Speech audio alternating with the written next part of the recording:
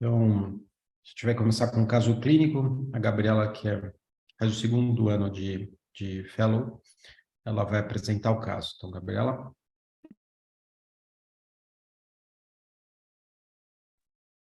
Estão me ouvindo? Agora sim. Então, boa noite a todos. Como previamente apresentado pelo Dr. Sérgio, me chamo Gabriela, sou fellow do segundo ano de Retina Clínica e hoje eu vou ficar responsável pela apresentação do caso clínico da reunião semanal. Inicialmente, eu gostaria de agradecer ao Dr. Sérgio Pimentel pela orientação na elaboração do caso, bem como a doutora Sâmia Villar e a doutora Lívia Conce pela documentação e avaliação inicial do paciente. Um minutinho que eu não estou conseguindo passar.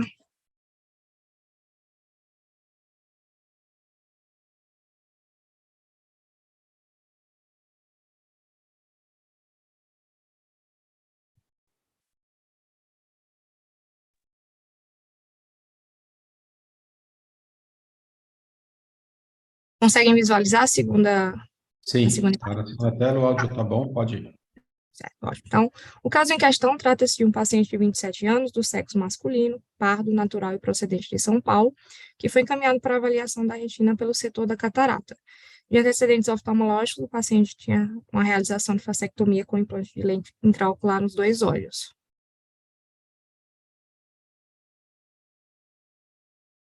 Então, dando continuidade, a acuidade visual com correção no olho direito era de 20/20 e no olho esquerdo de 20/25 com essa refração em questão. Na biomicroscopia, a única alteração era a presença da lente intraocular e os reflexos e a pressão intraocular sem alterações significativas. Então, dando continuidade, a retinografia de grande angular dos dois olhos, com a presença dessas lesões branco-amareladas na região perimacular, que eu vou destacar com mais detalhes na retinografia de polo posterior. As lesões eram simétricas em ambos os olhos. Dando continuidade à autofluorescência de grande angular do paciente, aparentemente sem grandes alterações. Então, inicialmente, com essa retinografia e essa autofluorescência na vigência de um paciente do sexo masculino de 27 anos, com acuidade visual boa e realização de uma fasectomia precoce, eu gostaria de abrir para avaliação das primeiras hipóteses diagnósticas. Ótimo. Gabriela, operou esquerdo também? Operou os dois, professor. E os dois, né? Isso. Então, você coloca aquela... bom, a imagem aqui no direito tem mais nitidez, a gente vê esses pontinhos esbranquiçados, envolvendo a região macular, poupando a fóvea. Não tem nada além das arcadas, no equador, periferia, que a gente viu nas fotos de grande angular, tem um disco normal. Na autofluorescência não dá para ver exatamente como essas lesões são aí nesse aumento. Quais são as hipóteses diagnósticas? Olha, num paciente jovem, ou mesmo se vocês esquecem um pouquinho a idade, eu acho que é interessante a gente discutir esses pontos esbranquiçados bilaterais em pacientes. Quais são os diagnósticos diferenciais mais importantes? Depois a gente especifica para falar da idade do paciente, já fez fasectomia, tá? Então, primeiro, genericamente, quem que quer comentar? Bom, vou falar então, Pimentel. Oi, Cleide. Vamos lá. Pontos brancos no polo posterior, ao redor das arcadas, não vamos considerar a idade dele, a gente primeiro pensa em drusas, podia ser drusa cuticular, não é exatamente com essa distribuição, mas enfim, pontos amarelados. Uma outra hipótese de pontos amarelados aí que também teria uma distribuição maior, mas seria sem queixa, fundos albopuntados, se bem que costuma ser mais generalizado. Retinite punctata albescens, aí já tem baixa divisão, alguma alteração de depósito do DPR, algum filamento vascular. Agora, como o paciente é jovem e tem uma catarata, aí eu já começo a imaginar que ele deva ter alguma outra doença. E aí começo a pensar em doença de depósito, alguma coisa que se deposite sobre a retina ou na espessura da retina, tipo cálcio, ou, enfim, amiloide, qualquer material de acúmulo, que podia, então, justificar um quadro mais generalizado evoluindo para catarata. Perfeito, Cleide. Então, a Cleide falou em outros pacientes, de drusa, Pontos apontados, poderia, né, cursar com visão boa, né? Alguém falaria, talvez estejam faltando alguns outros diagnósticos. Alguém quer comentar alguma coisa? Essas doenças que dão depósitos cristalinianos, geralmente tem outras alterações oculares, então Alport, Biet, cistinose, também que dão esses depósitos, em especial temporalmente, MACTEL-2, uso de tamoxifen. Acho que iria para essas distrofias que dão depósitos cristalinianos. Ele tem problema de audição, tem algum outro problema renal, alguma outra queixa sistêmica? Perfeito. Então, a gente vai falar das queixas sistêmicas mais para frente, para fechar um diagnóstico de uma patologia sistêmica, eventualmente, certo, Mauro? Então, você falou eu acho que é importante, o Biet é um pouquinho diferente, mas o Alport encaixaria aí, né? Alguém mais lembra de... Então, perfeito, Mauro, excelente, excelente. O que o Mauro falou, que a Cleide falou, se complementam super bem e a gente abre uma chave grande de diagnósticos diferenciais. Alguém mais lembra de alguma outra condição? Tem uma condição que eu já vi em paciente jovem, era um paciente com deficiência de vitamina A, mas você fala, poxa, por que com um jovem vai ter... Que ele tinha uma hepatite autoimune, e tinha uma cirrose hepática, então ele não produzia vitamina A. Ele tinha... As lesões são mais amplas, né? Não são tão concentradas na região perimacular, mas é um outro diagnóstico diferencial, certo? SORSB, numa fase precoce, se o paciente tivesse nictalopia, eventualmente seria um outro diagnóstico para se pensar. Pseudoxantoma elástico, não tem as estrias, mas se a gente está falando só dos DOTs, alguns pacientes com pseudoxantoma apresentam isso na região temporal, não exuberante dessa forma, certo? Mas os principais diagnósticos foram os que a Cleide e o Mauro já falaram, tá? Então, agora a gente avança.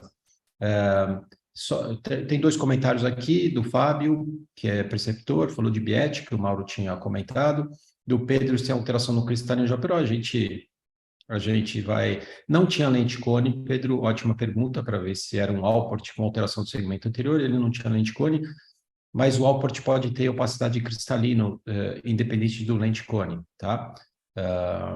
Então, a pergunta do Pedro é direcionada para isso. Então, vamos seguir aqui no exame do paciente, vamos ver os outros exames, OCT principalmente. Então, dando continuidade à avaliação oftalmológica do paciente, eu trago a avaliação do B-scan macular do olho direito.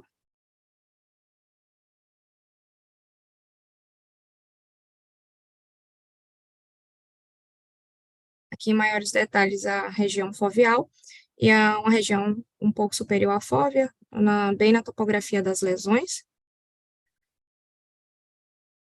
Mesmo modo no olho esquerdo.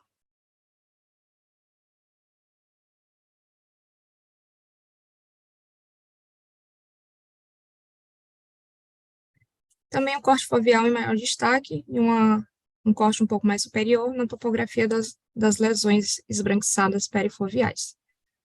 Dando segmento, eu trago o OCTA a nível de plexo superficial, profundo e coriocapilar do olho direito, cujas alterações são bem similares ao olho esquerdo. Então, diante esses novos exames complementares, eu abro novamente para discutir hipóteses diagnósticas. Então, só enfatizando, então, esses DOTs, esses pontos esbranquiçados, estão na limitante interna desse paciente.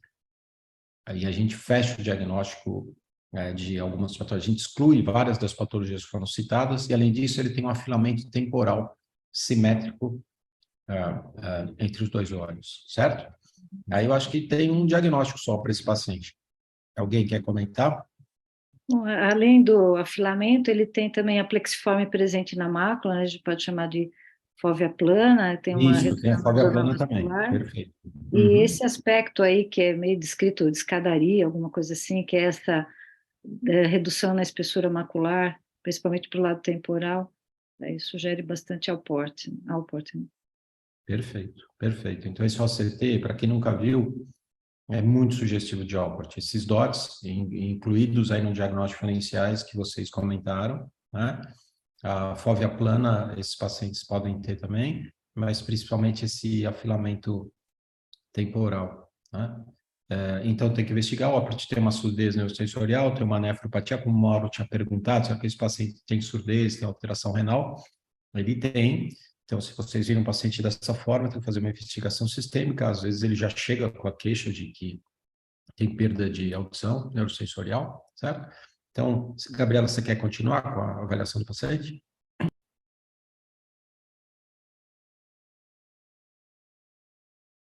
Então, dando continuidade e acrescentando mais informações, o paciente de antecedentes patológicos apresentava uma disfunção renal desde a infância, em realização de terapia dialítica há 3 anos, e no momento se encontra na fila para transplante renal. O paciente apresentava também um déficit auditivo neurosensorial bilateral e uma hipertensão secundária à disfunção renal.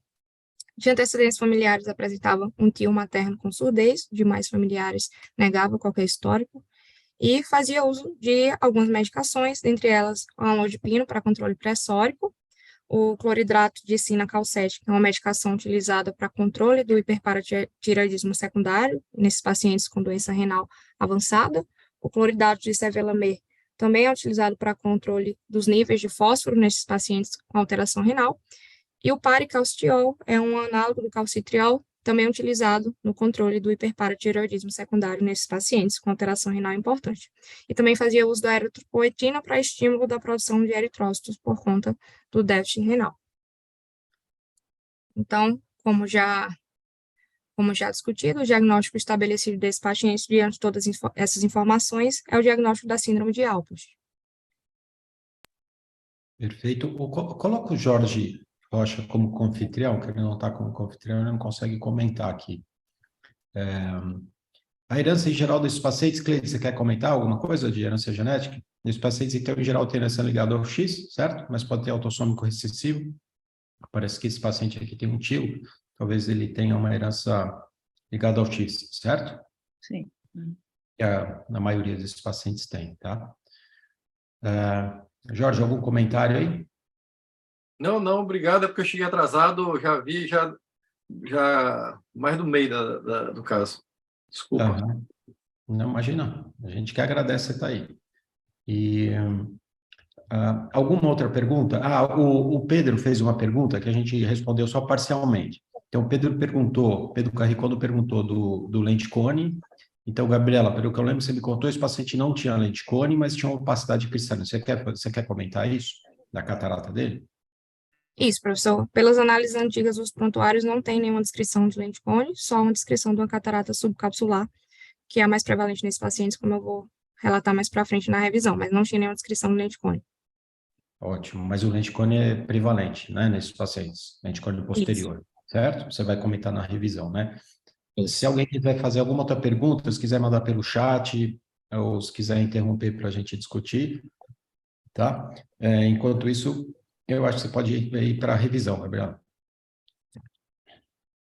Então, dando continuidade, eu vou fazer uma breve revisão de literatura sobre a síndrome de Alport, que foi descrita pela primeira vez em 1927 por Arthur Cecil Alport. Ele é um médico sul-africano que descreveu a doença através da análise de 3 gerações de uma família britânica que apresentavam surdez neurosensorial e hematuria persistente. Então, trata-se de uma patologia renal rara, hereditária, de caráter progressivo, e que apresenta um espectro tanto genotípico quanto fenotípico bem heterogêneo. Como já citado previamente pelo professor Sérgio, a herança principal é ligada ao cromossomo X, então cerca de 80% dos pacientes apresentam esse tipo de herança, cerca de 15% dos pacientes apresentam herança autossômica recessiva e a minoria dos casos uma herança autossômica dominante. Essa patologia é causada por mutações nesses 3 genes, e esses 3 genes, eles codificam as cadeias alfa-3, alfa-4 e alfa-5 do colágeno tipo 4. E a fisiopatologia dessa doença está exatamente na alteração funcional e estrutural do colágeno tipo 4, como eu vou explicar um pouco mais à frente. Então, o colágeno tipo 4 é a proteína mais abundante nas membranas basais do organismo. Ele é formado por 6 cadeias distintas, de alfa 1 a 6. Essas cadeias, elas se juntam em polímeros de tripla hélice, e esses polímeros de tripla hélice, eles são órgãos específicos.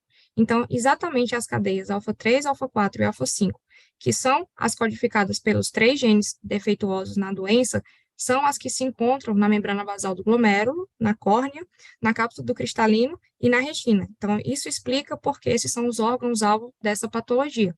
Como a gente pode visualizar aqui nessa imagem superior, só exemplificando uma célula normal, em que a codificação dessas cadeias é feita de forma normal, o colágeno, ele apresenta estrutura e consequente função também normal, enquanto que na figura da célula mutada ao lado, essa codificação é feita de forma defeituosa, e o colágeno ele vai ser estruturalmente e funcionalmente defeituoso.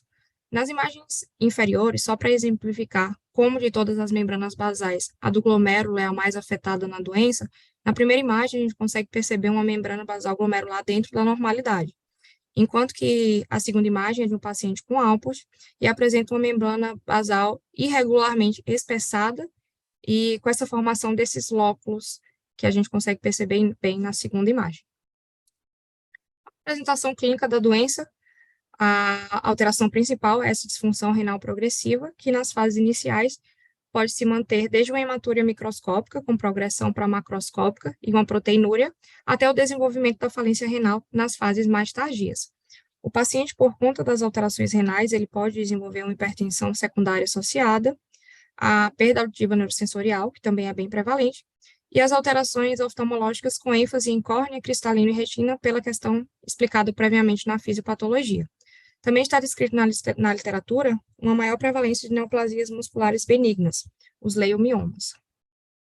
Então, o diagnóstico é feito através de análise de exames urinários para quantificação da hematúria e proteinúria, bem como pela quantificação da função renal. A avaliação genética já tem seu papel cada vez mais estabelecido também por conta desses 3 genes específicos, e a avaliação da biópsia renal para avaliação dos aspectos patológicos específicos da doença. Em relação ao tratamento, inicialmente falando da função renal, na verdade o objetivo é retardar a progressão para uma falência renal. Então, se advoga o início precoce do tratamento com medicações nefroprotetoras, que pode ser o IE-Cobra, mas os estudos reforçam principalmente os inibidores da enzima conversora de angiotensina. Nos pacientes que evoluem para falência renal, eles devem ser submetidos à terapia dialítica e transplante renal, e só uma ressalva em relação ao transplante renal, que de modo geral, ele apresenta uma taxa de sucesso satisfatória, porém, alguns pacientes podem desenvolver o anticorpo antimembrana basal glomerular mesmo após o transplante e ser necessário transplantes sucessivos.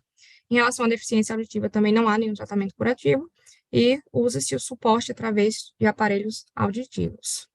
Então, adentrando nas alterações oftalmológicas, em relação à córnea, a principal alteração são as erosões corneanas superficiais recorrentes, que se devem a uma adesão anormal da membrana de Bowman ao epitélio por conta dessas alterações no colágeno tipo 4, que podem resultar em opacificação da córnea e cicatrizes, como a gente visualiza nessa imagem letra A.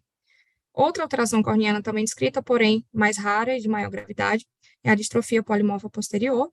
A gente consegue visualizar essas vesículas e essas bandas no segmento posterior da córnea, nas imagens B e C, e na microscopia especular da córnea, a presença das vesículas na imagem D. E esses pacientes, em casos mais severos, eles podem ter que ser submetidos a transplante de córnea. Em relação ao cristalino, a alteração mais conhecida e mais prevalente é realmente o lente cônea anterior, que, por definição, é uma protrusão cônica na região anterior, que é a região que vai estar mais fina e mais fraca na cápsula do cristalino por conta dessas alterações do colágeno tipo 4. O lente côneo posterior, apesar de bem menos frequente, ele também é descrito na doença, e a catarata com enfoque na subcapsular anterior e posterior, exatamente pela fragilidade dessas zonas da cápsula, então ocorrem pequenas rupturas que vão sendo cicatrizadas e levando ao processo da catarata. Aqui na imagem A, a gente vê o reflexo da gota de óleo, que é bem sugestivo do diagnóstico da doença no exame da biomicroscopia, e a protrusão cônica anterior na imagem B. Entrando para as alterações retinianas, então, a principal alteração mais prevalente nesses pacientes é a retinopatia Dottin-Fleck, e ela pode ser tanto perimacular, como a gente visualiza na primeira imagem, e era o caso do nosso paciente, como também na periferia, como a gente visualiza na segunda imagem. Outra característica também bem prevalente desses pacientes é o afinamento da retina temporal, como a gente consegue perceber nesses 2 cortes de ACT nas imagens B e C. Então, fazendo-se uma comparação entre a hemiretina nasal e temporal dos 2 casos, a gente percebe uma importante assimetria. Outra alteração descrita também é a presença do buraco lamelar e macular, e aqui a extensão é variável, então, como nessa imagem a gente tem apenas um buraco lamelar, mas existem descrições até de buracos maculares gigantes em pacientes com Alport, então é um quadro bem variável. E também a descrição da presença da hipoplasia foveal, que também pode ser de graus variáveis, a gente percebe aqui no plexo capilar uma zona vascular reduzida ou basicamente ausente, compatível com a fóvea plana no corte do B-scan dos OCTs correspondentes. Esse artigo, ele traz uma prevalência das alterações oftalmológicas, principalmente no tipo ligado ao cromossomo X, que são as mais prevalentes, então a gente percebe que as alterações corneanas, elas são bem raras, a polimorfa posterior mais rara ainda, o lente cone está presente em cerca de 50% dos pacientes do sexo masculino, e as alterações mais prevalentes são as alterações retinianas, então o FLEC, tanto perimacular quanto periférico, seguido pelo afinamento temporal, enquanto que as outras maculopatias também têm uma prevalência bem menor.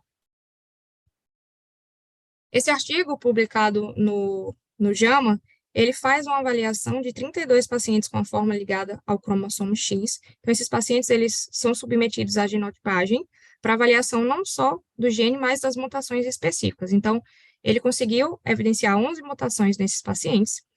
Dos olhos desses pacientes, 70% apresentaram um afinamento temporal patológico, de acordo com as literaturas prévias, com a prevalência desse afinamento.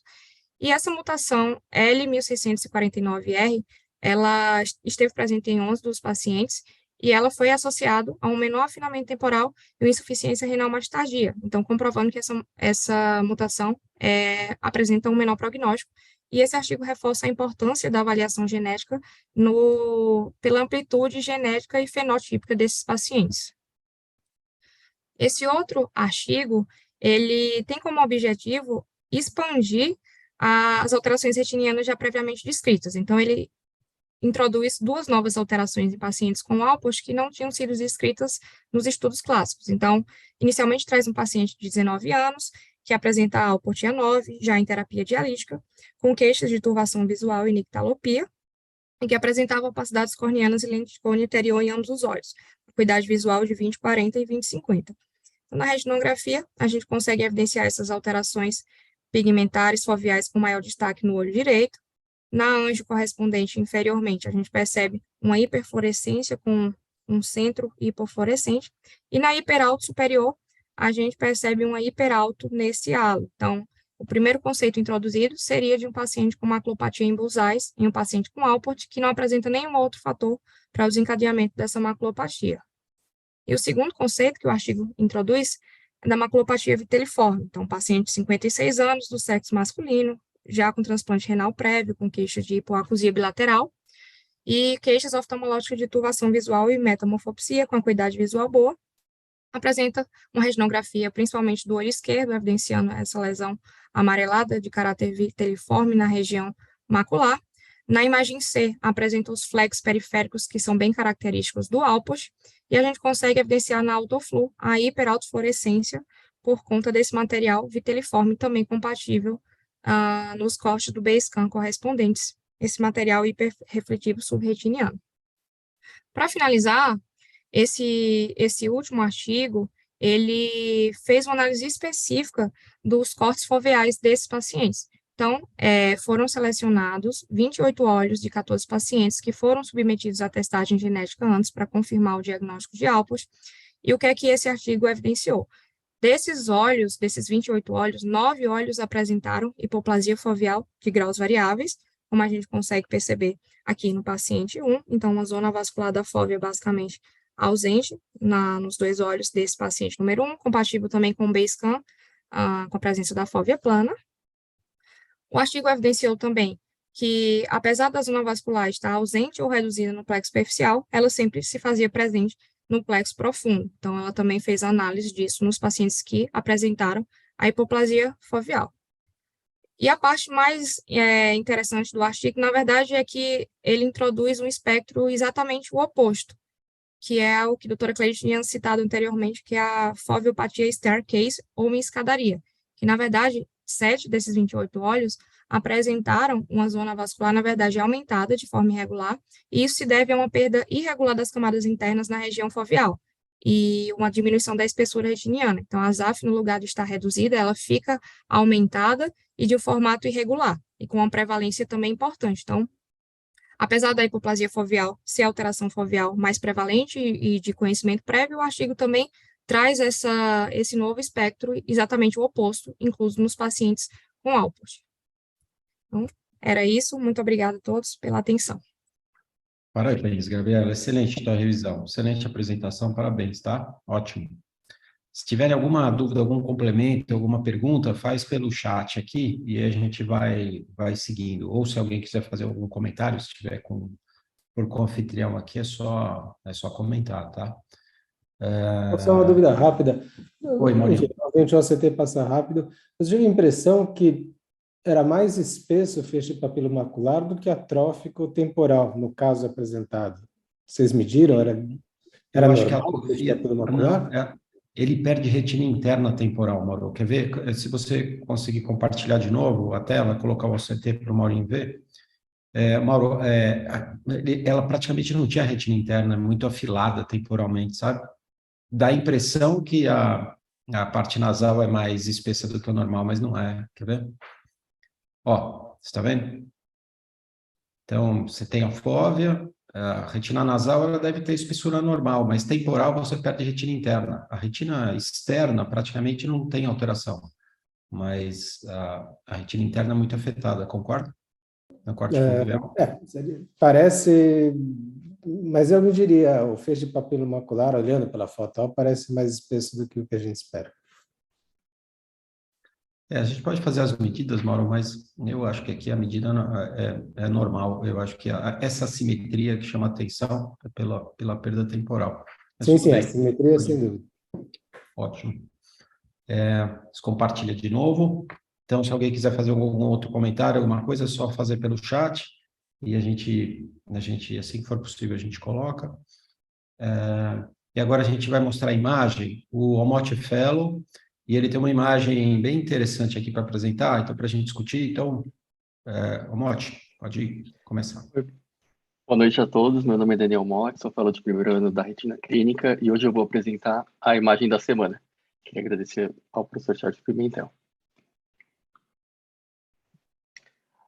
A imagem de hoje é de um homem previamente rígido, tinha uma dislipidemia que era bem controlada com a atorvastatina só. A imagem da direita é de um corte vertical de um OCT feito no paciente quando ele não tinha nenhuma queixa oftalmológica. Nosso paciente fez uma viagem a trabalho, ficou 6 meses nesse local trabalhando. No segundo mês, começou a notar um embaçamento visual progressivo nos 2 olhos. No retorno da viagem, foi realizado um novo OCT e foi vista essa alteração, que era bem similar nos 2 olhos. Diante dessa alteração, gostaria agora de abrir para hipóteses diagnósticas. Muito bem. Então, eu quero que vocês descrevam essa alteração que ele tem, indiquem quais as possibilidades clínicas desse paciente, diagnóstico diferencial para apresentar isso, e o que isso tem a ver com a viagem que ele fez? Se tem alguma ideia? Quem quiser comentar? Bom, ele tem dobras depois da viagem, né, durante a viagem, tem dobras de coroide, aparentemente um espessamento da coroide, se bem que não está medida, que pode estar associado aí às dobras de coroide, tem dobras de retina também. Uma coisa que me ocorre, assim, essas dobras de coroide, quando eu vi, me lembrei daqueles quadros de olho pequeno, tanto efusão alveal como existe aquele quadro de paquicoroide peripapilar, que para alguns seria um subtipo aí de efusão alveal, onde o paciente apresenta dobras de coroide e eu imagino que é viagem, não sei se ele tomou corticoide, alguma coisa assim. Tá. Então, Cleide, ele não usou corticoide, não dá para a gente medir a espessura da coroide. A paquicoroide peripapilar é a atrofia da retina externa peripapilar que ele não tem, certo? Não dá para ver aí onde está a papila, tem um monte de outros sinais que aí não dá para ver, né? Daria uma clivagem da retina peripapilar, uma série de Ele alterações, não tem. aparece a papila. Estou Não, te e por falando acaso ele não desse foi paciente. visitar um lugar muito alto, não? Com rarefação de oxigênio? E o que dá rarefação de oxigênio? Se eu não me engano, Viagem dá espacial, por vasodilatação. exemplo. Dá o quê? Dá hemorragia? Hemorragia não, dá vasodilatação, especialmente coroide e... Mas dá dobra de coroide? Tem causas mais comuns de dobra de coroide, vocês não estão falando, hein? Doutor Sérgio, ele Oi, falou fala. que esse paciente ficou 6 meses, né, viajando. Por acaso esse paciente é astronauta? E por que você acha que ele pode ser astronauta? Porque esses pacientes astronautas, eles podem fazer uma coroidopatia por sobrecarga venosa. Pensei nisso. Tá, Claro, eles fazem quando uma... baixa de gravidade, alteração circulatória. É, Isso. é isso. E Eles têm também a mesma teoria da hipertensão. história da altitude. Quem vive ao nível do mar, como eu, se eu for para um local muito alto e ficar muito tempo, vai ter alteração vasculatura, uma vasodilatação, uma readaptação abaixo de oxigênio. E lá, Mas mas lá em cima você tem o problema da gravidade, né? Você não, Jorge, não é altitude. Aí aí é é gravidade zero. gravidade, porque com altitude você tem pouco oxigênio. Daí você pode ter as alterações de vasodilatação por pouco oxigênio. Aqui é Isso. baixa gravidade. Isso. Entendeu? Tem alterações de gravidade. Essas alterações de gravidade acabam fazendo retenção venosa mesmo. E eles fazem uma hipertensão intracraniana. Esse paciente faz essas dobras de coroide por uma das hipóteses da hipertensão intracraniana, tanto que eles têm borramento de disco, que o Omote omitiu propositalmente aqui, mas ele vai mostrar. Mas esses são os diagnósticos diferenciais que vocês não falaram todos, ó. Tá? Então, deixa o Omote continuar e... Foi guiado pela assim, história da viagem. Você não devia ter falado viagem. A gente ficou pensando em localização, o que isso afetaria na vasculatura. Se Exatamente. você tivesse falado nada da viagem, eu disse, não, é um cara que chegou, passou um tempo, voltou e está assim. Faz o diagnóstico diferencial aí, vai para tumor, hipertensão intracraniana. A gente achou que a viagem espacial vocês não iam nem imaginar. Ele foi para uma nave espacial, a NASA, ficou lá uns 6 meses. Impressionante mesmo. Mas a Lívia e o Mauro falaram, tá? O Mauro tinha falado também de viagem espacial e a Lívia complementou aí. Parabéns para os dois, tá? Você quer continuar? Continua aí, Mauro. Sim, a grande dificuldade seria realmente para o local de trabalho e a profissão do paciente. A dica era que 70% das pessoas que vão para esse local apresentam essa alteração, algum grau dessa alteração ocular. Então, o nosso paciente realmente é um astronauta e o local de trabalho dele foi 6 meses trabalhando na Estação Espacial Internacional. A Estação Espacial é uma estrutura, a estrutura mais cara já construída pela humanidade, esse laboratório gigantesco que começou a ser montado em 98 e nunca ficou desocupado. Nesse exato momento, são 14 pessoas no espaço. Na Estação Espacial são 4 russos, um japonês, 5 americanos e um saudita. Na Estação Espacial Chinesa, a Tiangong, tem mais 3 chineses. Essas alterações da acuidade visual no retorno para a Terra foram sempre problemas reportados por alguns astronautas, mas foi só em 2011 que essa doença do espaço foi realmente descrita. Foi descrita nesse paper, foi de onde eu tirei essa imagem da semana. Essa alteração foi a capa da Ophthalmology dessa edição. A NASA batizou essa doença como Síndrome Neuroocular Associada ao Voo Espacial, ou SANS. Ela é uma doença que está relacionada com missões de longa permanência, os astronautas que passam 6 meses ou mais na estação, e é caracterizada por edema de disco, dobra de coroide, exudatos algodonosos, achatamento do globo ocular e um shift hipermetrópico. Uma coisa que chama atenção é a incidência dessa alteração. Em astronautas que ficam mais de 6 meses, essa alteração chega a 70%. Nos americanos, né? A Roscosmos, a Agência Espacial Russa, não soltou os dados, mas alguns relatos antigos apontam que os astronautas que vinham da Mir, a antiga Estação Espacial Russa, metade deles voltavam com edema de papila. No programa do ônibus espacial da NASA, em 95 e 98, já havia um relato de uma alteração visual para perto, mas a NASA nunca deu muita importância. Foi só em 2005, quando esse astronauta, o John Phillips, teve uma baixa de acuidade importante, foi de 20/20 para 20/100 durante a missão. No retorno, eles realizaram um exame oftalmológico e viram que ele estava com edema de papila e um achatamento do globo. A visão dele nunca voltou ao normal. A NASA achou que era um problema só relacionado ao John Phillips, uma coisa restrita a ele, mas em 2009, outros 2 astronautas tiveram um problema de baixa acuidade durante a missão.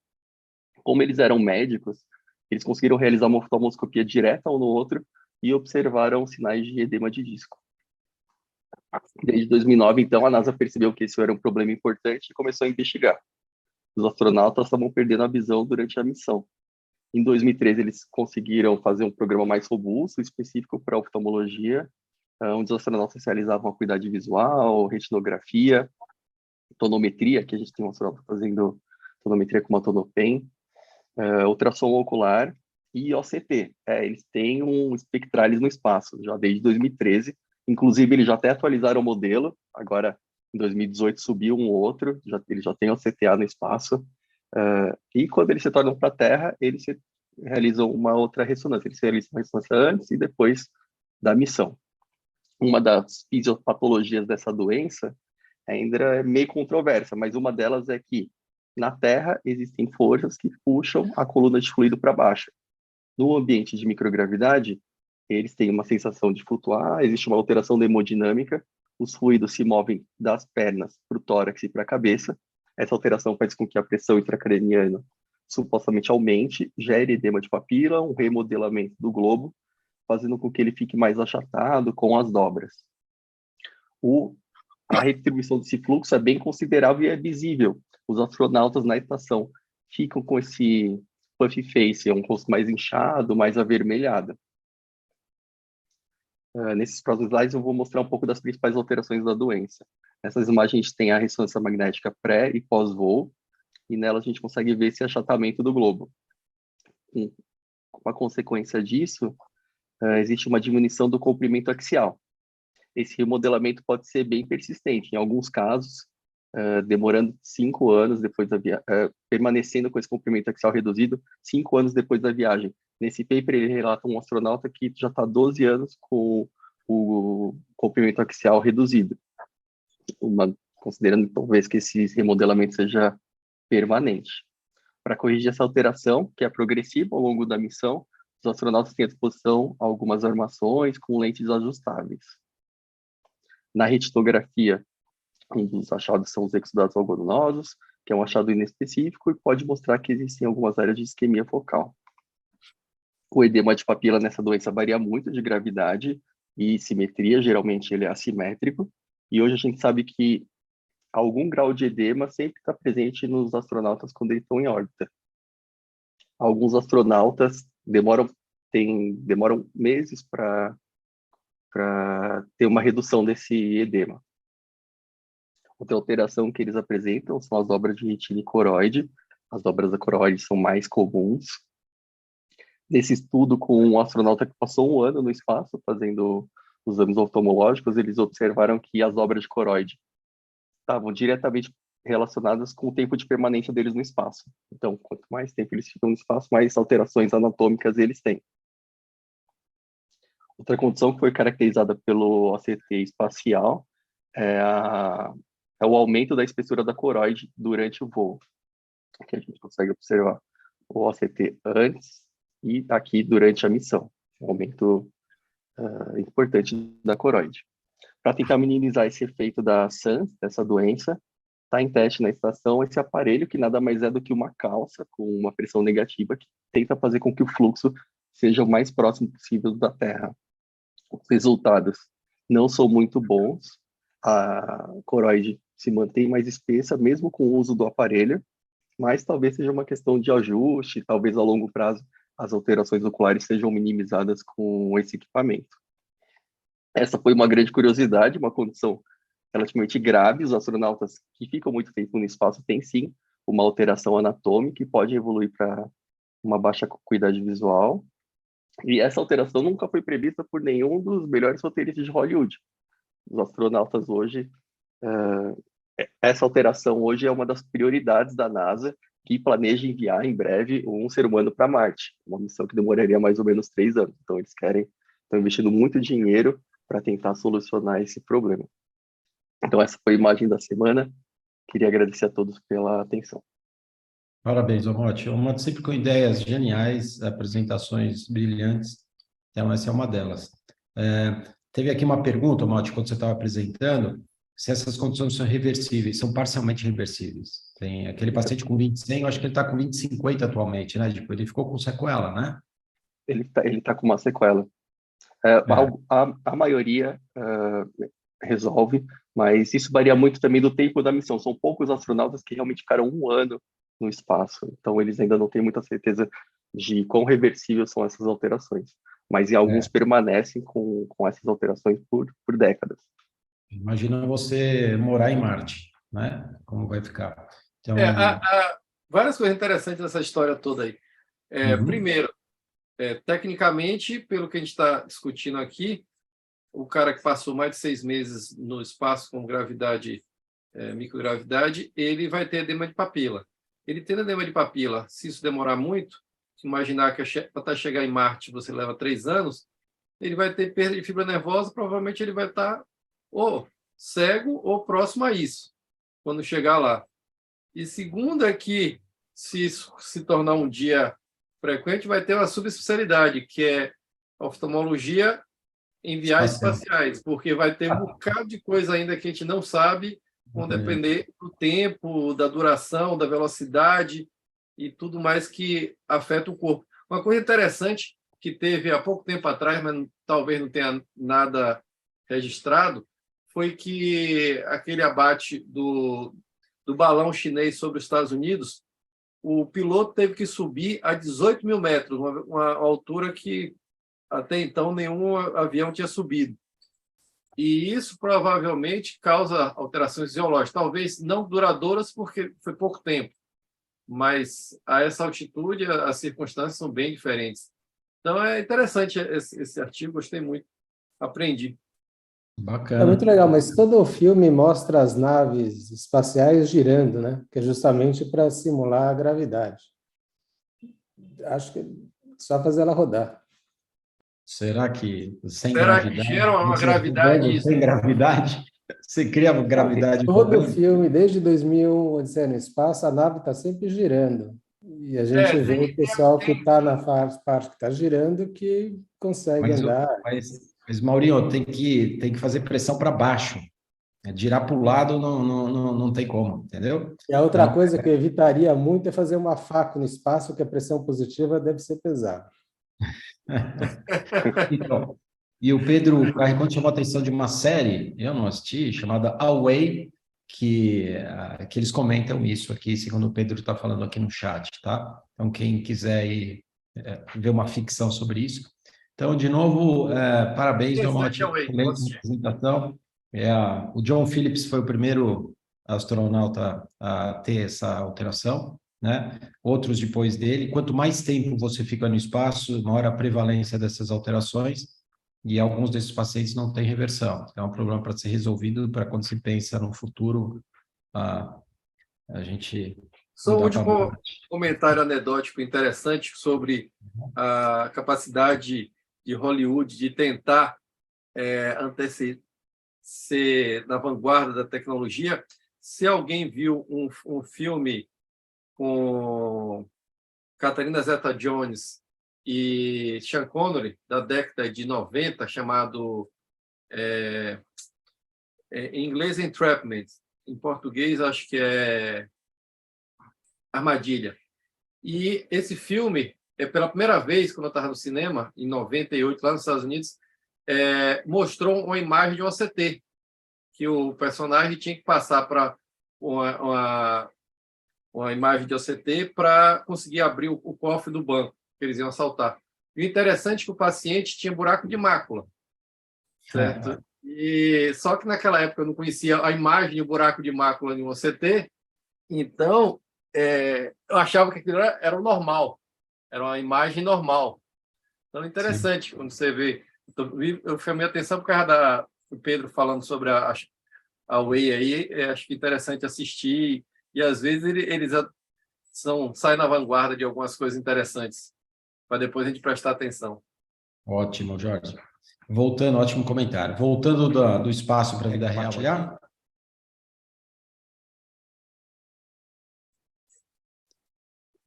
Tá, então a Júlia é preceptora esse ano e está fazendo o fellow de retina cirúrgica também, e ela vai apresentar, então, essa discussão cirúrgica.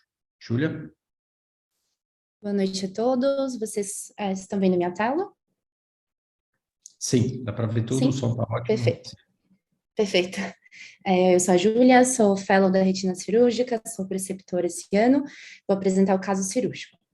Então, nosso caso é referente a um paciente do sexo masculino, de 61 anos, caucasiano, que ele vem com uma história de baixa de acuidade visual súbita em olho direito há 4 meses, que iniciou como escotoma superior. Não tinha nenhum antecedente ocular relevante, e ele era diabético tipo 2, mas não era insulino dependente. Ao exame, ele tinha no olho direito uma acuidade visual de conta-dedos a 2 metros, no olho esquerdo a acuidade 20/20, essa acuidade corrigida. Motricidade e reflexos preservados. Na biomicroscopia ele era fásico e tinha apenas uma esclerose nuclear em ambos os olhos, e a pressão intraocular era de 12 em ambos os olhos.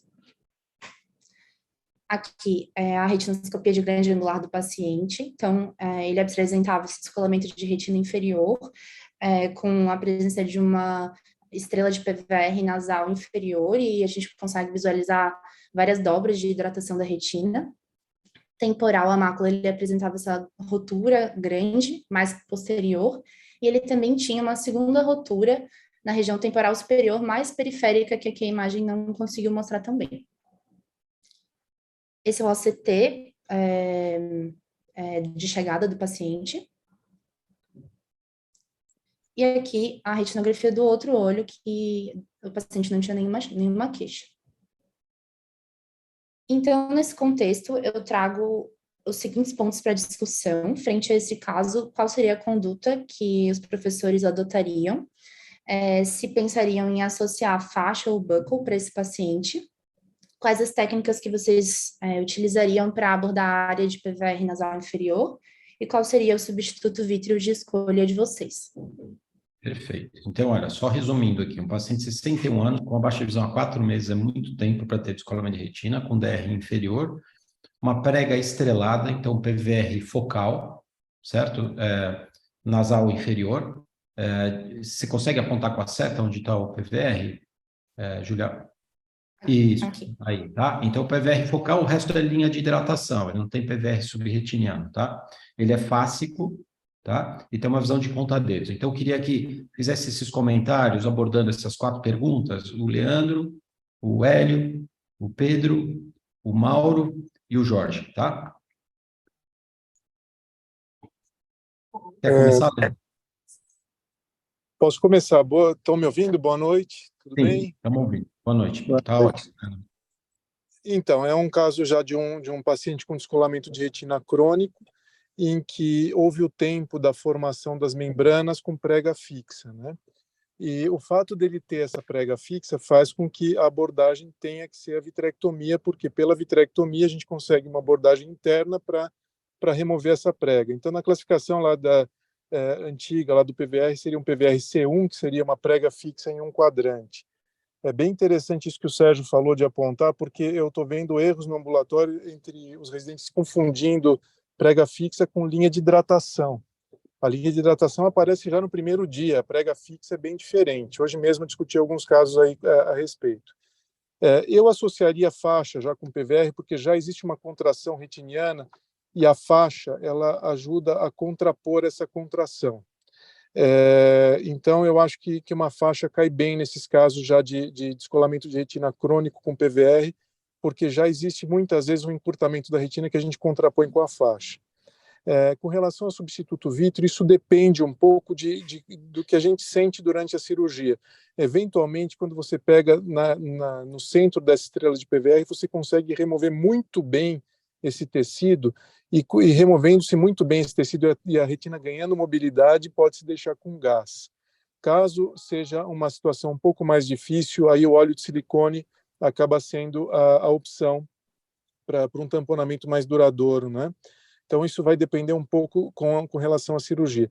Com relação à FACO associada, depende muito de cirurgião para cirurgião. Muitas vezes eu acabo... qual que é a idade mesmo do paciente? 61, né? 61. Mas pacientes acima de 60 anos, a tendência é fazer a cirurgia combinada de faco-vitrectomia, porque eles acabam desenvolvendo catarata depois. A minha abordagem por fazer combinada, muitas vezes é porque eles acabam desenvolvendo depois e não pelo acesso no intraoperatório, porque eu acho que o acesso a gente consegue, depois de treinado, ter acesso à base, e eu não tiro o cristalino por conta disso. É mais pela idade e por conta de desenvolvimento de catarata depois. Faltou alguma pergunta, Júlia? Era mais ou menos isso?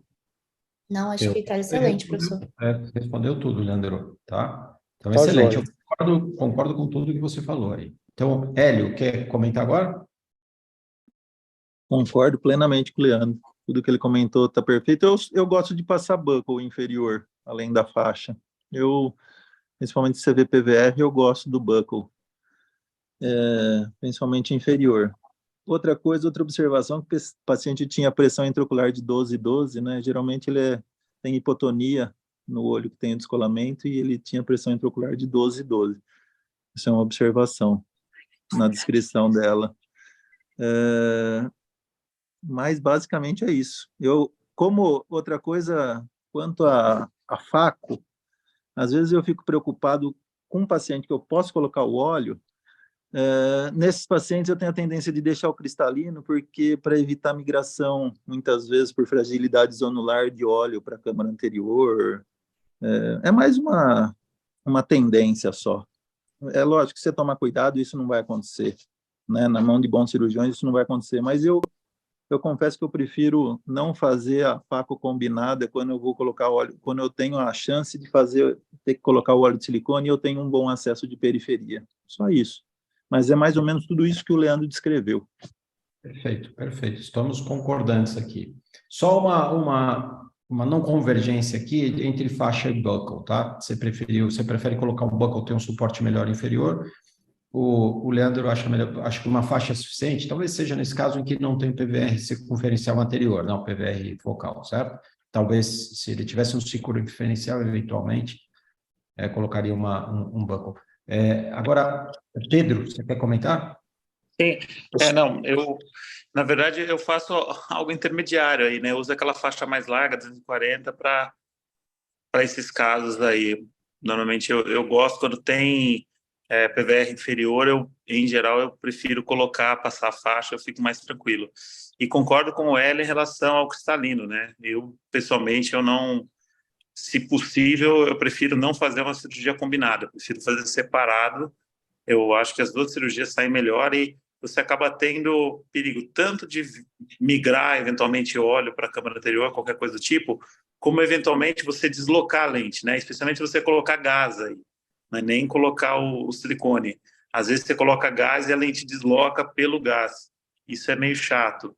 Então, eu prefiro, se não precisar mexer no cristalino, se o cristalino for transparente o suficiente para fazer a cirurgia, eu já explico para o paciente, acho que o que o Leandro falou é importante, o paciente precisa saber que ele vai ter catarata logo e que vai ter que voltar para a cirurgia logo por conta da catarata, mas isso acho que tem que ser conversado antes, aí normalmente não tem problema. Perfeito. Sérgio, posso fazer só uma observação para ajudar? Na verdade, eu acho que tem muita dificuldade. A reabordagem desses pacientes quando tem faixa com PVR inferior, uma possibilidade de óleo, que é onde mais pode crescer no pós-operatório um PVR, né, onde vai ficar depositado na interface aí as células de epitélio pigmentado e pode aparecer um PVR, depois para eu reabordar e colocar um buckle sobre a faixa, por isso que é a minha justificativa de colocar o buckle, entendeu? De fazer uma reabordagem, ter que remover, ter que reposicionar num olho já mexido com faixa, entendeu? Eu gosto de mexer uma vez só por isso, tá? Mas acho que cabia as duas opções. Só esclarecendo aqui, para quem não está... Pedro, só deixa eu fazer só um comentário. A faixa que o Pedro falou é uma faixa 40 ou 42. Então, com a pega, a faixa tem mais ou menos 4 milímetros. Com a pega 1 milímetro além da faixa, você consegue fazer uma excelente introflexão inferior. Talvez não necessariamente precisando do buckle. Acho que quando o Leandro falou da faixa, ele não falou da faixa 240. Faixa 240 é aquela que a gente amarra o buckle de silicone nela, certo? 240 é aquela faixa fininha. O que o Pedro está falando e o que o Leandro falou são faixas maiores, mais largas, que é a 40 ou a 42, certo? Então, entre elas, eu acho que é adequado, mas o problema é que você identa a retina inteira. A vantagem que o Hélio comentou é que com o buckle inferior, você identa a porção inferior sem necessariamente ficar identando a retina superior, que está normal. Pode falar, Hélio. Não, eu Não, queria perfeito. falar Isso mesmo, que perfeito. a Oi, Pedro. questão do... Não, desculpa, a questão do PVR inferior, saiu um trabalho recente, né, um negócio que o John gostava de falar, né, de você fazer a cirurgia e deixar o perflu por um tempo, né? Saiu uma publicação recente falando disso, você faz a cirurgia e você deixa o óleo de silicone com um pouco de perflu. Você tem um tamponamento superior e inferior, e você deixa uns dias. Tem aquela questão toda de quando você mistura perflu com silicone, às vezes vira aquela meleca lá, mas no artigo os caras falaram que como eles deixavam, se não me engano, eram 3 dias, isso não tinha tanto problema. Mas, Pedro, eu não vejo sentido em você reoperar o paciente depois de 3 dias. O perflu pode ficar dentro do olho umas 2 semanas, sem ter toxicidade. Mas imagina se eu reoperar um paciente com essa gravidade só para tirar o perflu, sendo que o silicone você vai deixar 3 meses. Eu não vejo sentido. Eu acho que nem colocar o perflu eu vejo sentido. Fazer Não nesse caso em particular. É que, como começou a falar de reoperação, até o Hélio comentou a questão de quando você tem um PVR recidivado, qualquer coisa do tipo, eu acho que é uma alternativa para a gente lembrar. Então, mas Pedro, só para complementar a minha ideia, o PVR ele pode recidivar em até 12 semanas, certo? Você pode ter formação início de PVR com 6 semanas, 7, ele vai contraindo e pode redescolar a retina depois de 8 semanas, 7 semanas. Então, você colocar alguma coisa para ficar 2 semanas em relação a PVR especificamente, eu não vejo sentido. Você tem que colocar um gás de longa duração, C3F8, se for tudo bem como o Leandro falou, você tira uma prega estrelada e não tem PVR circunferencial anterior, você pode deixar com gás, certo? Agora, se você vê um PVR maior, que você dissipou muito, uma área grande, principalmente anterior, eu acho que você tem que deixar fazer um tamponamento com óleo de silicone. Eu não vejo muita vantagem do perflu aí. Só para a gente falar das coisas estabelecidas, Pedro, porque tem... Aí as pessoas vão falar que a gente está falando de usar perflu e deixar perflu dentro do olho, que é a exceção da exceção, certo, Pedro? Em alguns casos de exceção... Um artigo bem interessante, que vale a pena ler, eu acho. Talvez até, de repente, trazer para uma próxima reunião aí para discutir isso. Foi um artigo que eu achei bem interessante. Mas depois eu mando para você colocar aí. Ô Pedro, hoje a gente consegue publicar, dependendo da revista, qualquer artigo, né? Mas eu digo, como ideia, eu nunca fiz isso. Eu nunca coloquei perflu com silicone dentro do olho, por causa dessa, como você comentou, né?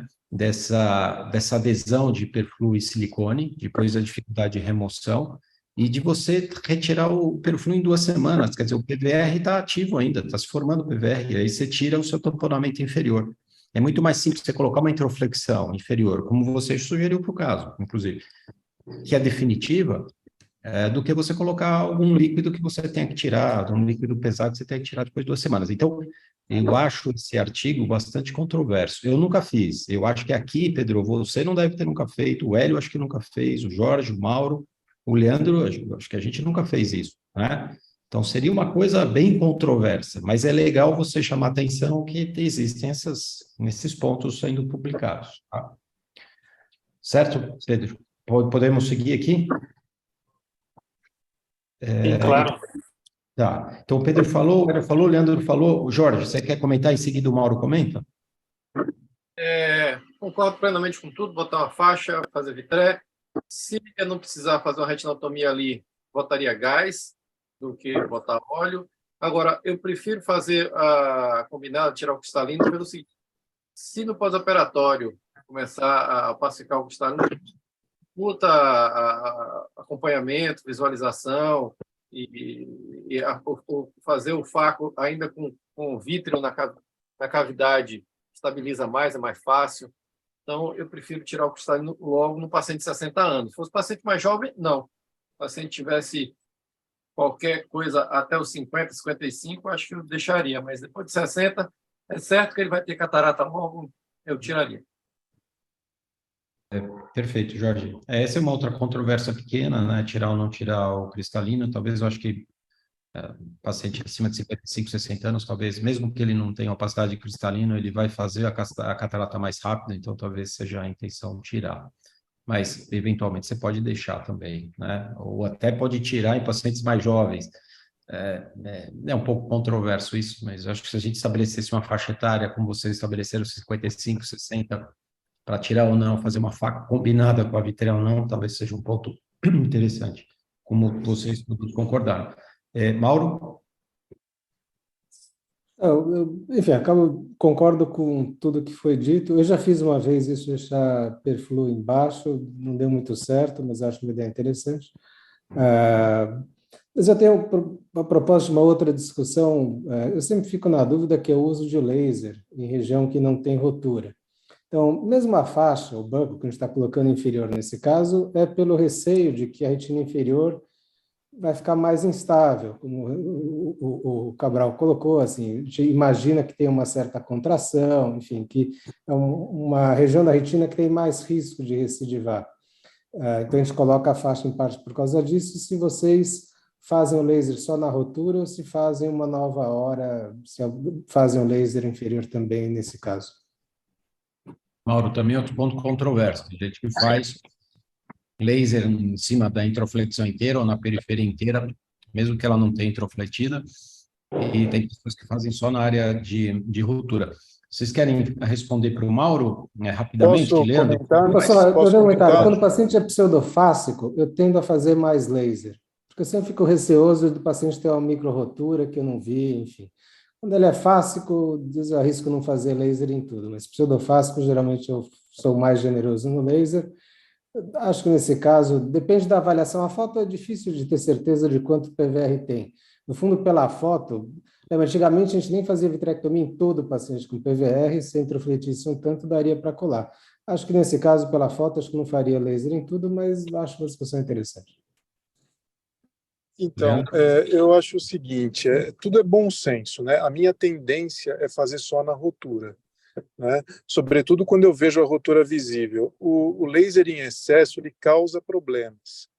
Ele pode aumentar a contração tecidual.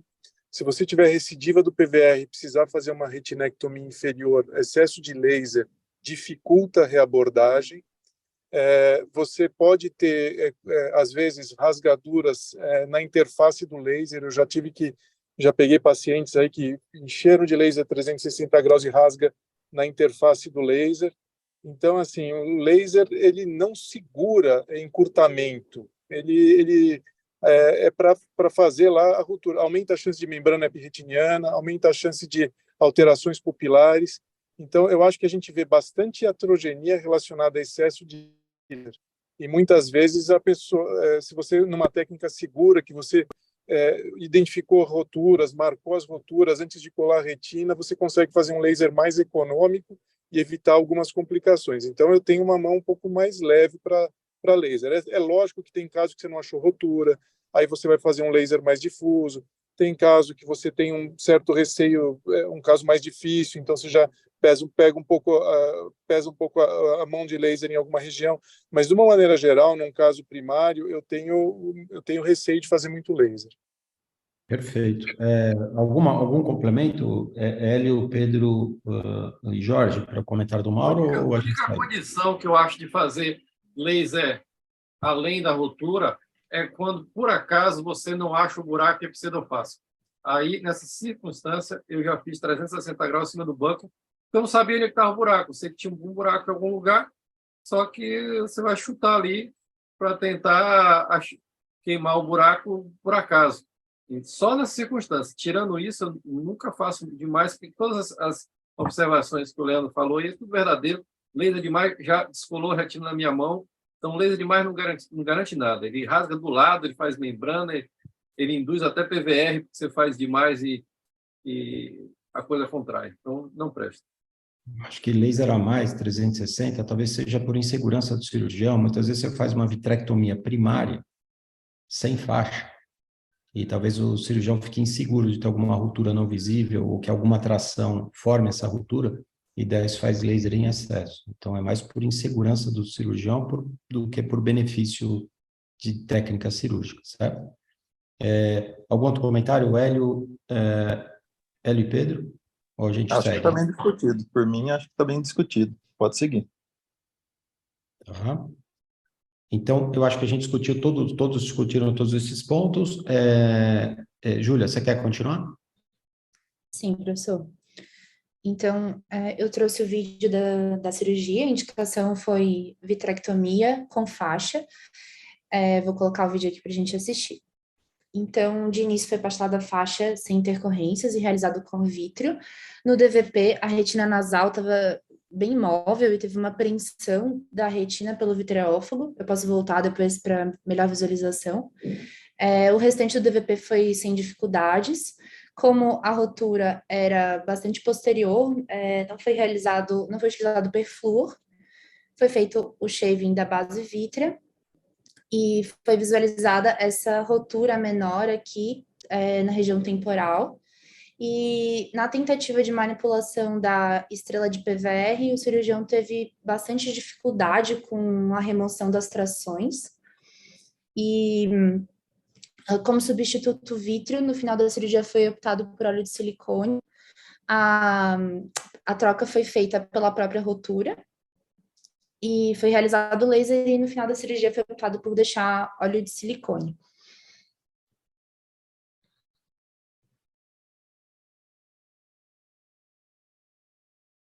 Aqui o laser da rotura.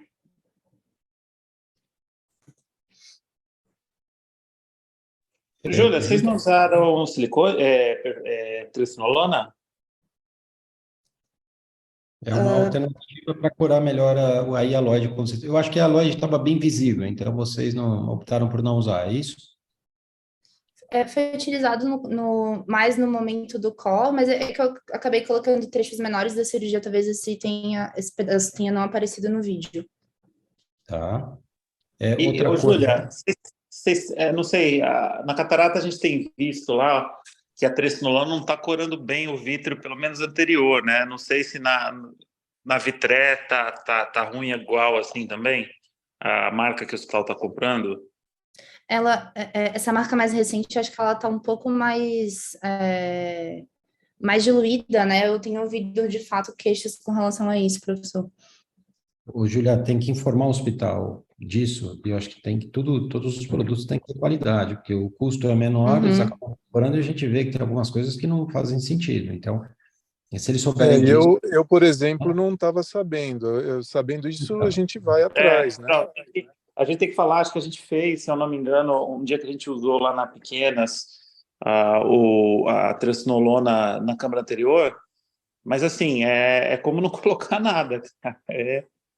Assim, eu não sei se o tamanho do cristal ou é alguma coisa nesse sentido, cara, mas é bem estranha essa tricinolona nova que o hospital está comprando.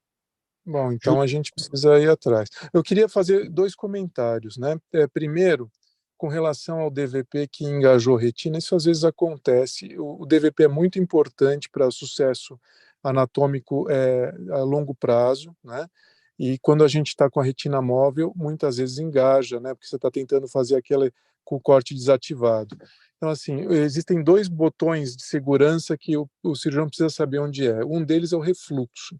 Então, o cirurgião precisa saber onde está habilitado o refluxo no pedal, porque quando dá esse engajamento tem que acionar o refluxo.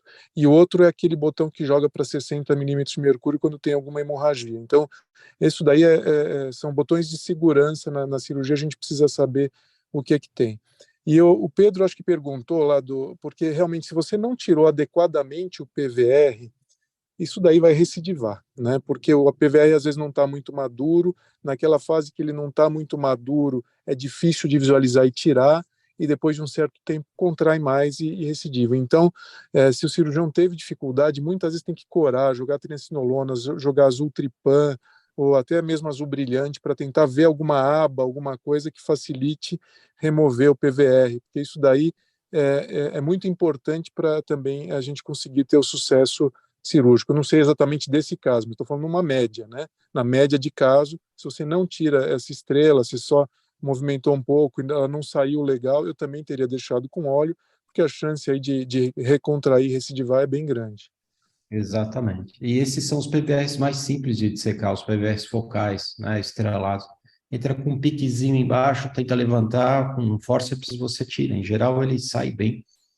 Talvez a hialoide atrapalhe um pouquinho, eventualmente, você cora com a trianciona, como o Leandro comentou. Leandro, eventualmente, se você não consegue dissecar e você vê que é uma contração razoável e que o buckle não está identando, porque eu acho que isso está no equador, o buckle, a faixa não está introfletindo esse PVR, então isso é um problema, você pode fazer uma retinectomia pequena, removendo isso, entendeu? Uma retinectomia circular. Tá? Pode, mas usar com moderação, porque muitas vezes, Isso. Sérgio, às Fica vezes maior essa... do que você imagina.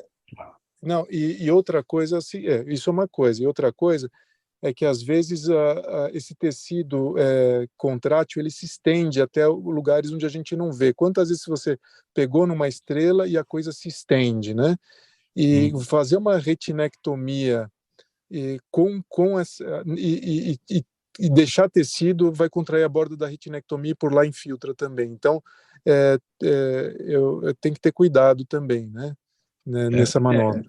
O PVR focal, né, estrelado, o melhor é você dissecar para tirar. Eu acho que é isso. O que é fazer mais laser em cima dessa região para evitar, né, que a tração acabe redescolando, né? O resto é exceção mesmo, Leandro. Eu acho que eu nunca fiz uma retinectomia circular para dissecar um PVR focal, assim. Eu acho que é desnecessário. Mas, com certeza, tem que tomar um cuidado muito grande, porque isso recidiva mesmo, né? Deixou o resto de aloide, de célula glial aí, de EPR, quer dizer, deixou o resto de PVR, ele recidiva, né? Reprolifera. Vamos continuar? Júlia?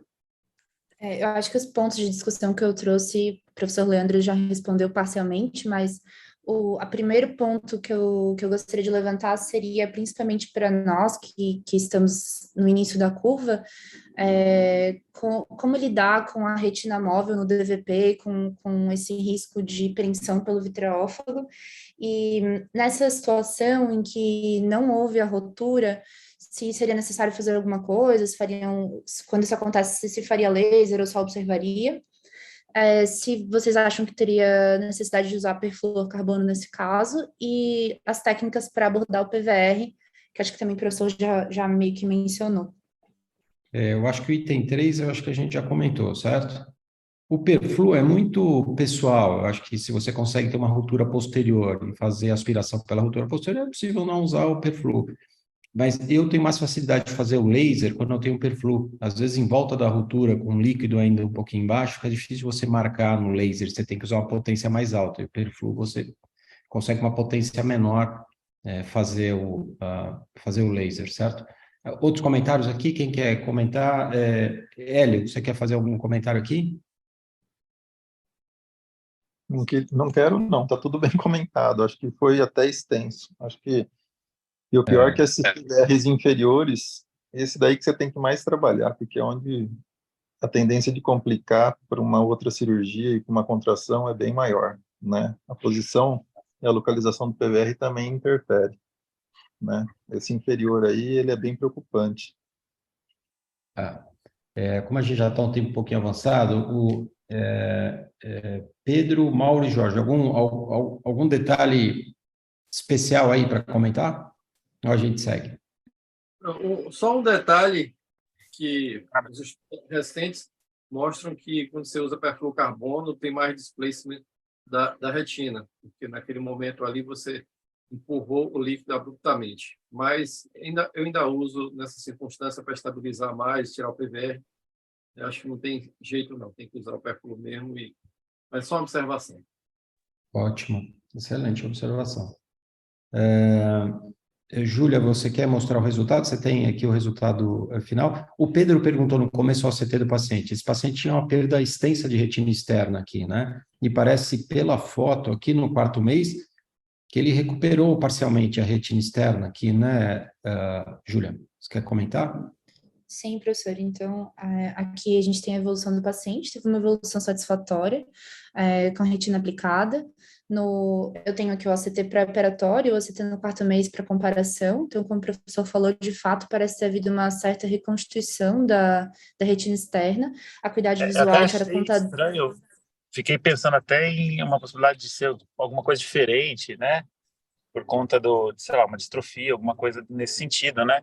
Tinha muita perda de retina externa mesmo, por isso que eu tinha perguntado. Sim. Júlia?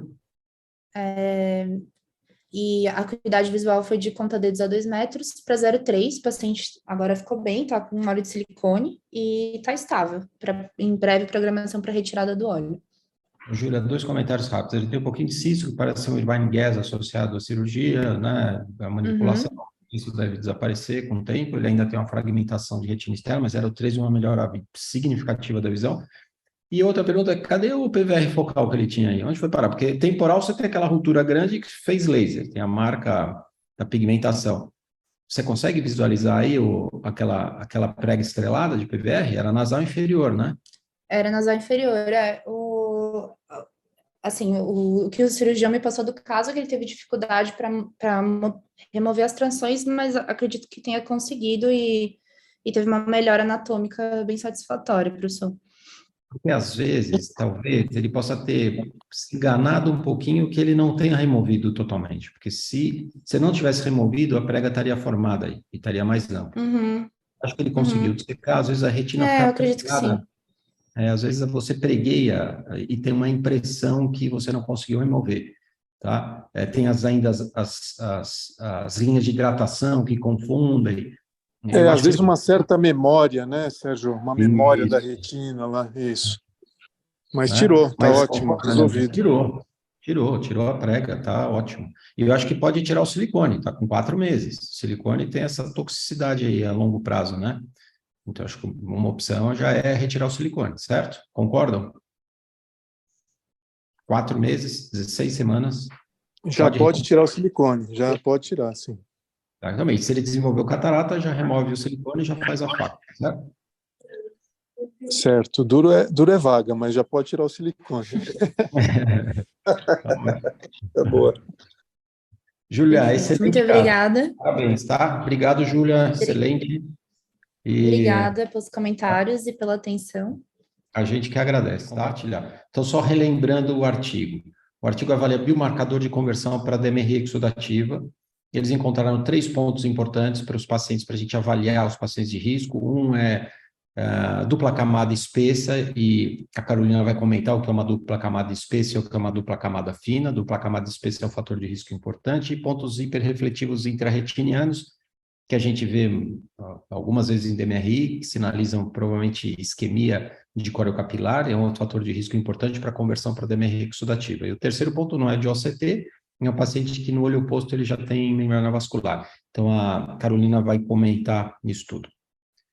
Carol?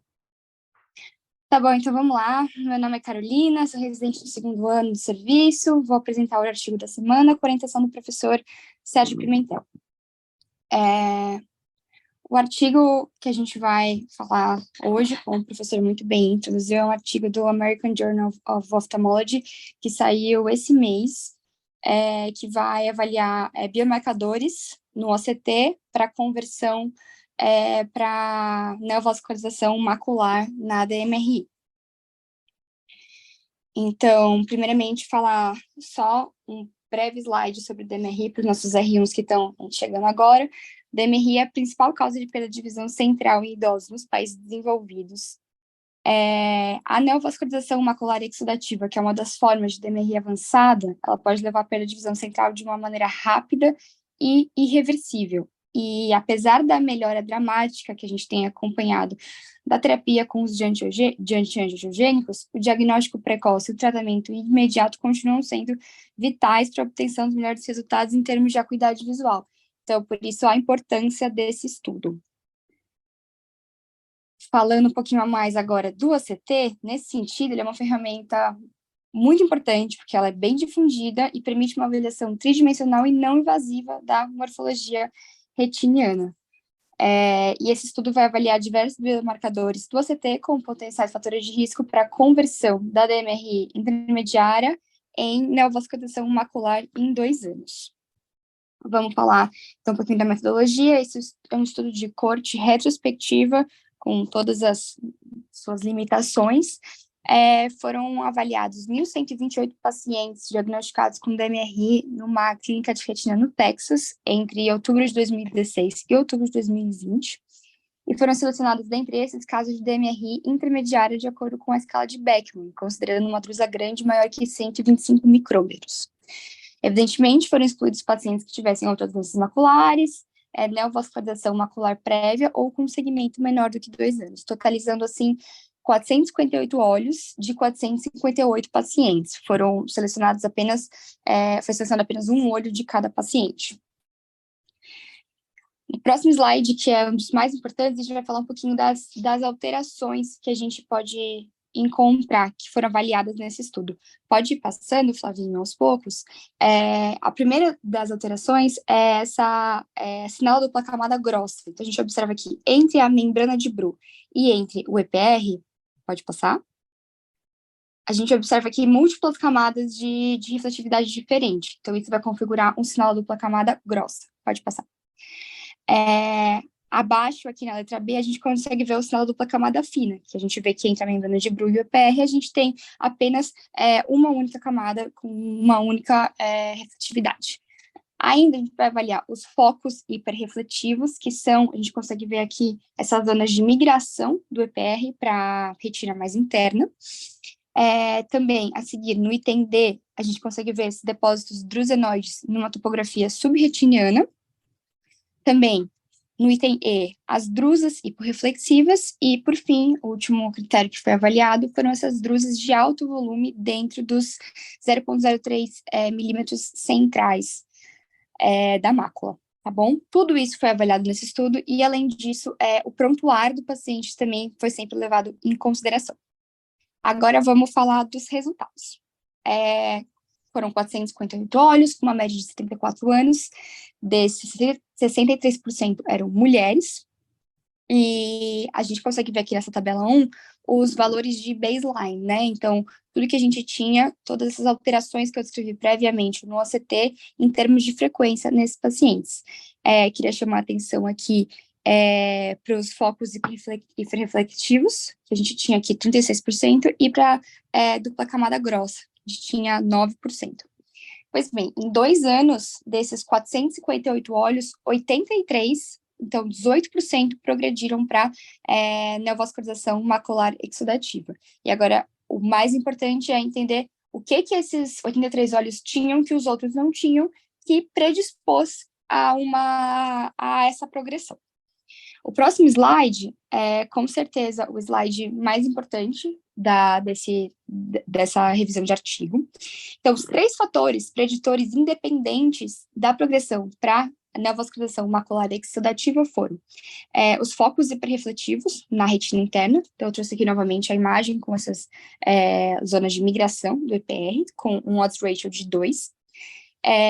Também o sinal dupla camada grossa, com odds ratio de 4, se mostrou o preditor mais forte. E, além disso, tivemos o olho contralateral com neovascularização macular exudativa, com odds ratio de 1,6. E o que é interessante é que a gente tem dos 3 grandes fatores preditores, 2 são fatores de ACT e 1 é um fator do prontuário do paciente, né?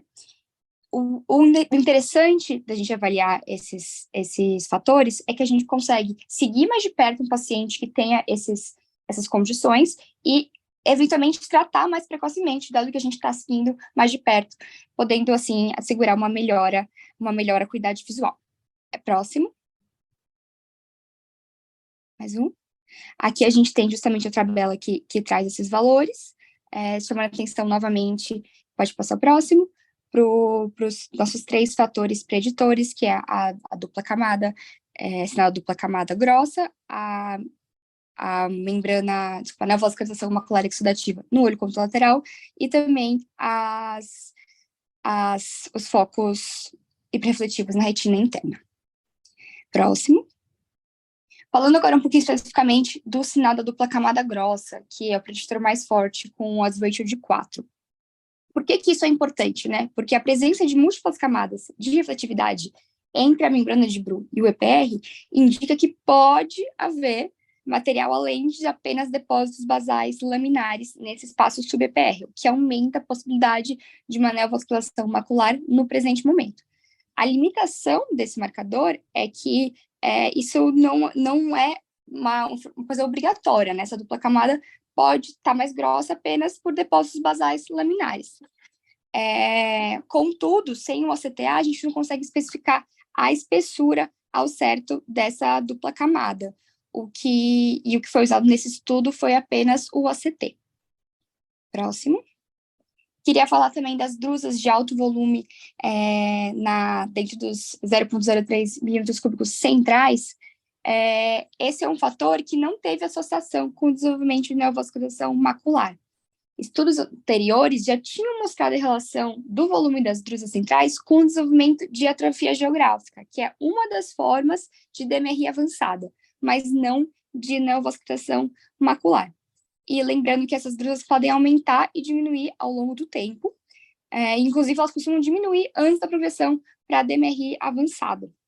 Então, por isso que esse é um dos fatores que foi avaliado, só que não entrou como um desses preditores.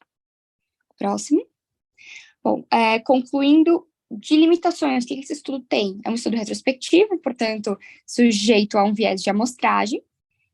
Esse é um estudo que foi realizado na Califórnia, foi escrito na Califórnia, mas com a população do Texas. Então, a extrapolação para outras populações também é uma limitação. Além disso, foi um segmento apenas por 2 anos, que sabemos que é pouco, perto da progressão que essa doença pode ter. E esse estudo foi baseado apenas no OCT e no prontuário médico, o que é uma limitação, mas também é uma das grandes qualidades do estudo, porque o uso exclusivo do OCT, que é uma ferramenta muito difundida dentre os oftalmologistas, torna o estudo clinicamente relevante e potencialmente útil, né? Não foram utilizados angiofluorescenografia ou OCTA, outras ferramentas. Outra qualidade é um espaço amostral bem considerável, com 458 olhos. Pode passar. Queria agradecer a atenção de todos, pedir desculpa mais uma vez pela intercorrência. Isso, obrigada. Obrigado a você, Carolina. Excelente apresentação, acho que você pegou os pontos principais. Alguns comentários aqui sobre estudo. Então, um ponto principal, essa dupla camada espessa, é uma importância, a definição deles é você ter mais de uma linha hipo ou hiperrefletiva nessa dupla camada, tá? Que indica que existe um tecido neovascular nessa localização. Na dúvida, para saber ou não se tem uma membrana vascular, você faz um CTA nesses pacientes. Então, você pode estar vendo uma membrana que a gente chama de não exudativa, uma membrana nessa localização que ainda não está exudando. O fator de risco para exudar no primeiro ano é ao redor de 21% e no segundo ano 35%. Então, se você levar em consideração outros fatores menos prevalentes de desenvolvimento de membrana vascular, você vai chegar nessa taxa desse estudo, que é de 18% de conversão, tá? Esse estudo não usou CTA. Se eles usassem, seria mais fácil de você identificar, em vez de você chamar de uma dupla camada espessa, você poderia chamar de uma membrana não exudativa. Seria mais fácil, tá? Mas eles não tinham CTA. O outro ponto são os pontos, os focos hiperrefletivos interretinianos, esse fator de risco em todos os estudos que a gente for ver. Tem um estudo pós-hoc do Harvard que é muito importante nisso. Depósito do xenoide subretiniano é outro fator de risco importante, tanto para atrofia geográfica quanto para neovascularização de retina, é um marcador de neovascularização tipo 3, entretanto, esse estudo não mostrou isso, tá? Drusas hiporrefletivas também, tanto para atrofia quanto para membrana vascular, esse estudo também não mostrou isso, e volume de drusa maior que 0,3 milímetros cúbicos dentro dos 3 milímetros centrais da fóvea, é outro fator de risco para atrofia geográfica, esse estudo não avaliou a atrofia geográfica, então eles não consideraram isso um fator de risco para a membrana vascular, mas são outros pontos que a gente precisa anotar nos pacientes e seguir mais de perto esses pacientes em relação a isso. Cleide, Mauro, Jorge e Hélio, vocês têm comentários para fazer do artigo?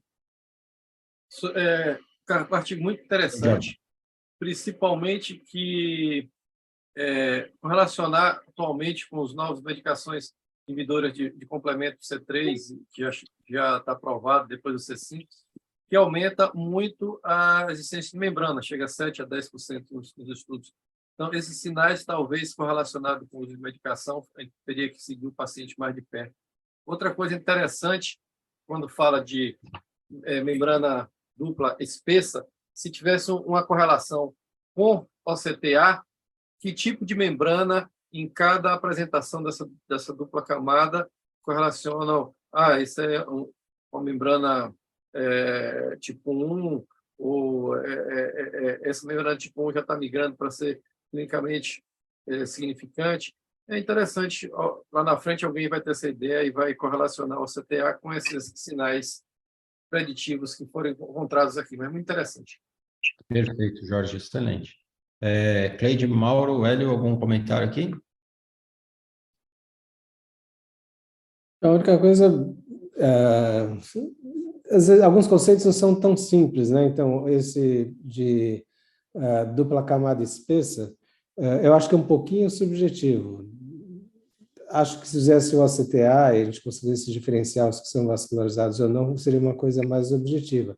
Acho que o próprio exemplo que a Carolina mostrou, tal, as drusas de maior volume, quando elas ficam uma do lado da outra, acaba confundindo se aquilo é uma dupla camada espessa ou não. Enfim, os sinais mais fáceis, obviamente, são mais fáceis. Os mais subjetivos são um pouco mais complicados, mas acho um trabalho muito bacana, acaba orientando a gente quais pacientes a gente deve estar mais preocupação ou não. Obviamente, deve ser validado com outros trabalhos que mostram que isso é assim mesmo. Perfeito, excelente, Mauro. Cleide, algum comentário a mais aqui? Não tem nada a acrescentar, só muito bonito o trabalho. Excelente. Hélio, algum comentário aqui? Bem, não, já foi bem colocado por você, o ACTA é o que complementaria, e sem o ACTA fica um pouco mais vago isso. Mas... Concordo. É que eles não tinham ACTA, porque se tivessem, ia ser um trabalho tão bacana, eu acho que a gente poderia identificar, né, a história natural dessas membranas não exudativas bem, né? Mas é uma pena eles não terem, mas tudo bem. Aí eu acho que eles criaram essa definição de membrana dupla camada espessa, que eu nunca vi antes essa definição, né? Bifina, mas tudo bem, mas foi criativo deles usar isso. Ele até defende a ideia, né, de que não ter o ACTA é uma situação que é presente em muitos serviços, então justamente o interesse deles era trabalhar sem o ACTA. Isso, mas eu acho que é uma justificativa que, né, para fazer um trabalho desse tamanho, né, é uma pena eles não terem o ACTA. Também não acho que é fundamental ter o ACTA, mas quando você tem, ajuda bastante nessas situações, tá? Principalmente para a DMR, né? Mas é isso.